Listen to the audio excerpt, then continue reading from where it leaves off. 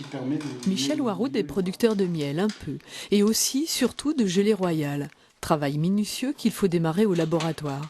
Cette étape, c'est le greffage. Le principe, c'est d'installer de minuscules larves d'abeilles dans des cellules plus grandes et plus rondes, comme celles dans lesquelles les abeilles élèvent d'ordinaire leurs reines, pour les réintroduire ensuite dans une ruche.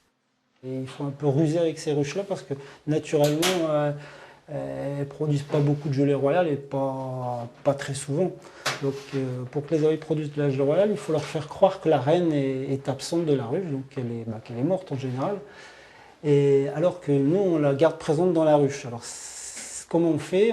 Dans la ruche, on met une séparation qui coupe la ruche en deux. Quand les abeilles se sentent ainsi orphelines, elles élèvent de nouvelles reines. Et pour faire une reine, c'est tout simple, elles nourrissent les larves de gelée royale. On va retrouver les lattes avec les petites cupules qu'on a vues tout à l'heure, mais 3 jours plus tard. Ici, la larve a été évacuée par les abeilles, donc il n'y aura pas de gelée royale. Par contre, quand elles acceptent la larve, elles agrandissent la cupule avec de la cire pour stocker de la gelée royale à l'intérieur. Quant aux quantités, c'est infime, 0,5 g de gelée royale par cupule acceptée. Une production moins soumise aux aléas climatiques que celle du miel. Malgré tout, quand il fait beau et que les fleurs sont nombreuses, les ruches sont en meilleure forme. Bienvenue aussi les petites pluies de ces derniers jours.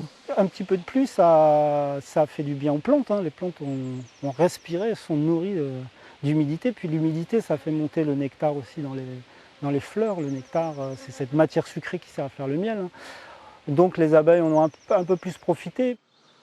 Les premières grandes floraisons mellifères du printemps, celles du colza et de l'aubépine, sont maintenant terminées. Il faudra attendre encore quelques jours pour que les abeilles retrouvent l'opulence avec les fleurs de tilleul, puis celles de ronces et du trèfle.